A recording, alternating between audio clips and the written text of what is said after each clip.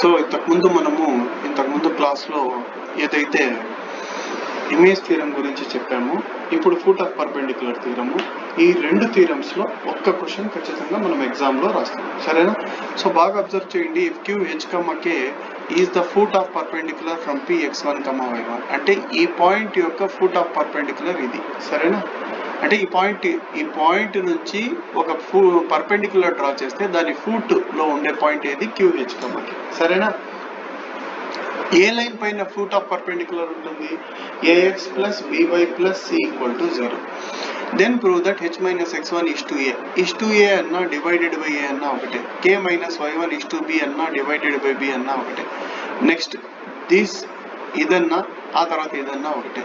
మీరు బాగా అబ్జర్వ్ చేస్తే కనుక పైన ఇమేజ్ థీరంకి దీనికి తేడా ఏమంటే ఇక్కడ -2 ఉంటుంది, ఇక్కడ కేవలం ఏముంది మైనస్. అర్థమవుతుందా? సేమ్ కొన్ని స్టెప్స్ ఇదంతా ప్రాబ్లం, ఇక్కడ నుంచి ఇక్కడ వరకు ప్రాబ్లం. కొన్ని స్టెప్స్ అంటే nearly 40% of the problem same పైన చేసినట్టే. ఫస్ట్ పైన ఏం రాసుకున్నాం, given straight line is AX plus BY plus C equal to 0, equation number 1. Slope of equation 1 ఎంత అండి, slope M is equal to -A/B. దాని స్లోప్ ఎంత, -A/B. నెక్స్ట్ ఏంటి అంటే let QH, K be the foot of perpendicular from Px1, y1 on equation number 1. Px1, y1 నుంచి QH, K అనేది foot of perpendicular అవుతుంది. అంటే Px1, y1 అనే point నుంచి మనం ఒక పర్పెండిక్యులర్ డ్రా చేసుకోవాలా. అది ఆ పర్పెండిక్యులర్ ఫూట్ ఎక్కడ ఉంటుందంటే AX plus BY plus C equal to 0 అనే లైన్ పైన ఉంటుంది. అర్థమవుతుందా?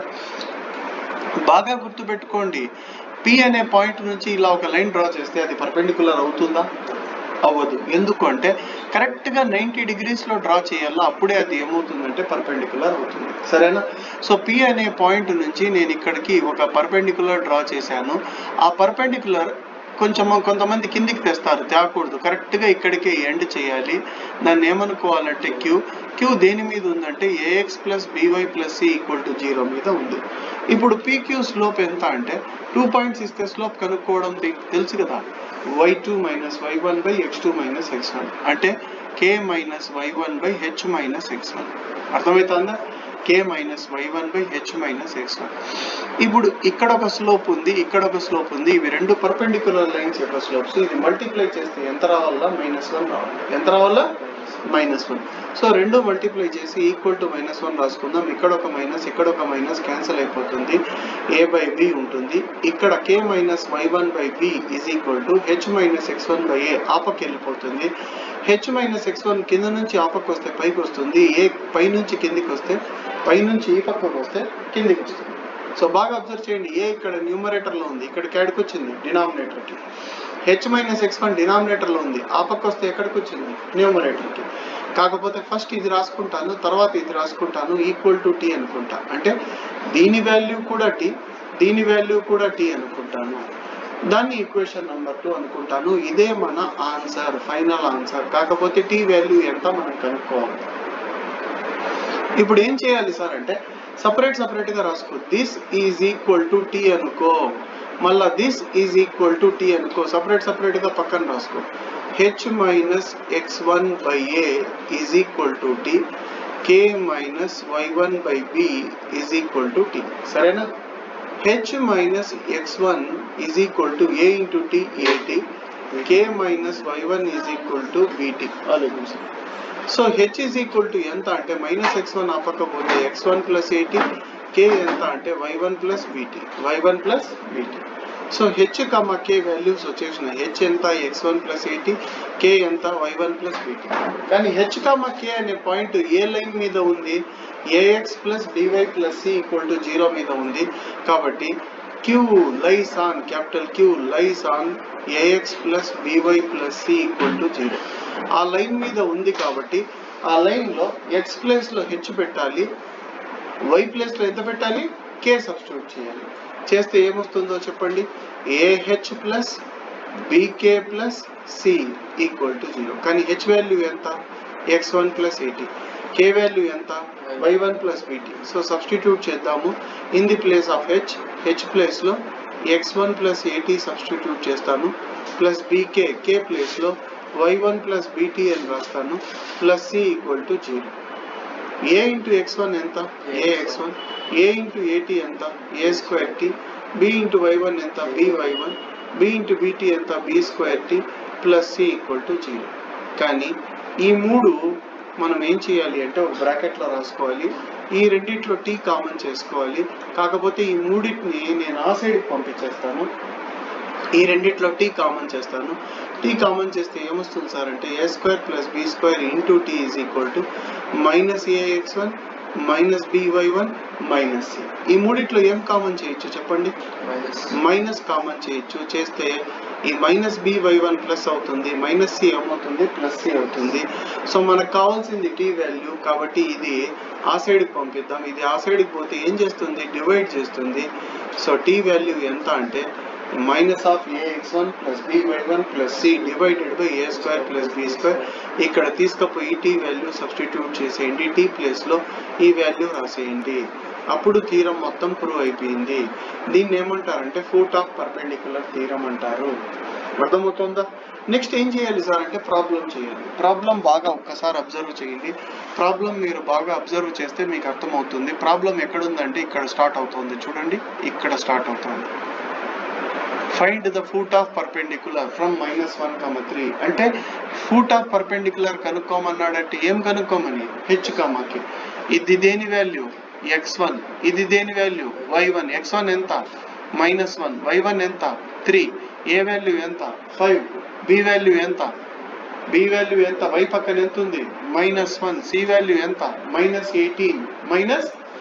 సో ఈ వాల్యూస్ అన్ని సబ్స్టిట్యూట్ చేయాలా. ఒకసారి సబ్స్టిట్యూట్ చేద్దాము, ఈజీగా వచ్చేస్తుంది. చూడండి here x1 is equal to ఎంత x1 బాబు, x1 వాల్యూ ఎంత -1, y1 ఎంత 3, ఏ వాల్యూ ఎంత ఏ ఈజ్ ఈక్వల్ టు ఒకసారి చూసుకోండి ఏ ఎంత 5, బి ఎంత -1, y పక్కన -1 ఉంది, సి ఎంత -18 ఎంత -18.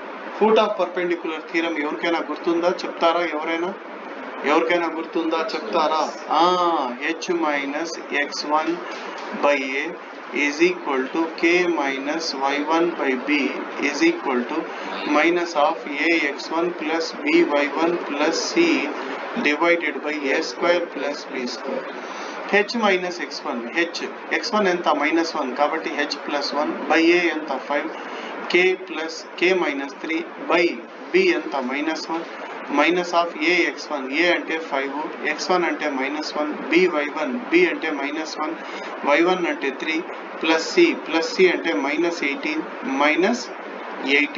అని రాసి divided by A square plus B square. A square అంటే 25, బి స్క్వేర్ అంటే -1కి స్క్వేర్ చేస్తే 1 వస్తుంది. 5 ఇంటూ -1 ఎంత ఎవరైనా చెప్పగలుగుతారా? -5 ఎంత -5. ఇక్కడ ఎంత వస్తుంది 3 ఇంటూ -1 -3. ఇక్కడంతా -18. అన్ని మైనస్లు అంటే ఏం చేయాలమ్మా యాడ్ చేయాలా ప్లస్ కాదు యాడ్ చేయాలా. ప్లస్ అంటే యాడే కానీ మైనస్ సింబల్ పెట్టి యాడ్ చేయాలి. -5 -3 ఎంత -8, -8 -23, -8 -18 ఎంత -8 -18 రెండు యాడ్ చేస్తే ఎంత -26. కానీ బయట మైనస్ ఉంది కాబట్టి మైనస్ ఇంటూ మైనస్ ఏమవుతుంది ప్లస్.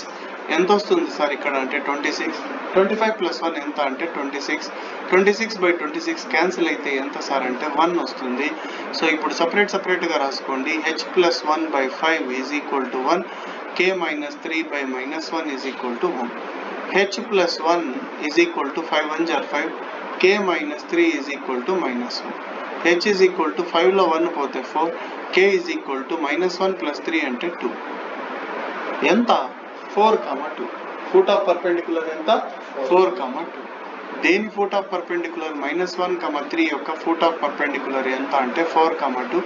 ఒక్కసారి ఆన్సర్ చెక్ చేసుకోండి, మనకు వచ్చిందో లేదో తెలిసిపోతుంది. ఆన్సర్ చెక్ చేసుకోండి. చూడండి 4, 2 వచ్చిందా లేదమ్మా? సో మళ్ళీ ఒక్కసారి దీంట్లో ఎక్స్ప్లెయిన్ చేస్తాను, బాగా ఒక్కసారి వినండి. క్వశ్చన్ మాత్రం థీరం మాత్రం చెప్పిస్తాను, బాగా వినండి. ఫస్ట్ క్వశ్చన్ చదవండి. If Q H comma K is the foot of perpendicular from Px1, y1. నిన్న నేను మీకు చెప్పాను ఇది ఏమవుతుంది, టాప్ పొజిషన్ అవుతుంది, అంతే కదా. హెడ్ ఫూట్ అంటే ఏమి, బాటమ్ పొజిషన్. అలాగా ఒక పాయింట్ నుంచి మనము ఒక లైన్ డ్రా చేస్తాం పర్పెండిక్యులర్గా. దాని ఫూట్ ఎక్కడ ఉంటుందంటే క్యూ లైన్ మీద ఉంటుంది. ఏ లైన్ మీద, ax plus by plus c equal to 0. ax plus by plus c equal to 0 slope ఎంత ఎవరైనా చెప్పగలుగుతారా? ax plus by plus c minus a by b. So ఈ లైన్ యొక్క స్లోప్ ఎంత అంటే మైనస్ a by b. ఈ 2 points యొక్క slope ఎంత, ఈ 2 పాయింట్స్ యొక్క స్లోప్ ఎంత, p, q స్లోప్ ఎంత? Very good. హెచ్ కాదు, k minus y1, k minus y1 by h minus x1. ఎందుకంటే సెకండ్ వన్ లో నుంచి సెకండ్ వన్ తీసేయాల, ఫస్ట్ వన్ లో నుంచి ఫస్ట్ వన్ తీసేయాల. సో ఏమి అంటే k minus y1 by h minus x1. అర్థమైందా లేదా? సో అదైన తర్వాత మీరేం చేయాలి అంటే దీని స్లోప్ ఆల్రెడీ వచ్చింది. ఎంత దీని slope? Minus a by b. ఈ రెండింటి స్లోప్ ఎంత? k minus y1 by h minus x1. ఈ రెండు మల్టిప్లై చేస్తే ఎంత రావాలి? మైనస్. ఇక్కడ మైనస్, ఇక్కడ మైనస్, ఏం చేయాలా? క్యాన్సిల్ చేసేయాలా. ఇది ఆ పక్కకు పంపిస్తే ఇది డినామినేటర్లో ఉండేది న్యూమరేటర్కి వస్తుంది, అంటే ఇక్కడికి వచ్చేస్తుంది h మైనస్ x1. పైన ఉండే మైనస్ a అక్కడ 1 ఉంటుంది, ఇక్కడికి ఏ వచ్చేస్తుంది. సరేనా? మరి ఇక్కడ ఏముంటుంది సార్ అంటే b ఉంటుంది. కాకపోతే ఫస్ట్ ఇది రాసుకోవాలా, తర్వాత ఇది రాసుకోవాలా. రాయండి. ఫస్ట్ ఎంత రాసుకోవాలా? h minus x1 by a is equal to k minus y1 by b is equal to ఏం రాసుకోవాలా? 1. టీ కదమ్మా, టీ అనుకోమన్నాను కదా, స్మాల్ టీ అనుకోమన్నాను కదా. ఎన్నో ఈక్వేషన్ అవుతుంది ఇది? Equation number 2. So first value ఎంత వస్తుంది? h minus x1 by a is equal to t, k minus y1 by b is equal to t. h minus x1 is equal to a into t ఎంతమ్మా? at. k minus y1 is equal to b into t ఎంత? bt. h value ఎంత వస్తుందంటే x1 plus at, k value ఎంత వస్తుందంటే y1 plus bt. ఈ h k దేని మీద ఉంది సార్ అంటే ఈ లైన్ మీద ఉంది. ax plus by plus c అంటే x ప్లేస్ లో h పెట్టాలా, y ప్లేస్ లో k పెట్టాలా. h k వాల్యూస్ సబ్స్టిట్యూట్ చేస్తే ఫైనల్ గా t వాల్యూ వస్తుంది. t వాల్యూ సబ్స్టిట్యూట్ చేస్తే foot of perpendicular theorem has been proved. ఇంకా ప్రాబ్లం ఎలా చేయాలో మీకు తెలుసు. ఇన్ కేస్ దీంట్లో మీకు డౌట్ ఉంటే రేపు మళ్ళీ ఇదే చెప్పిస్తాను. కాకపోతే తుమ్మే లియే కింద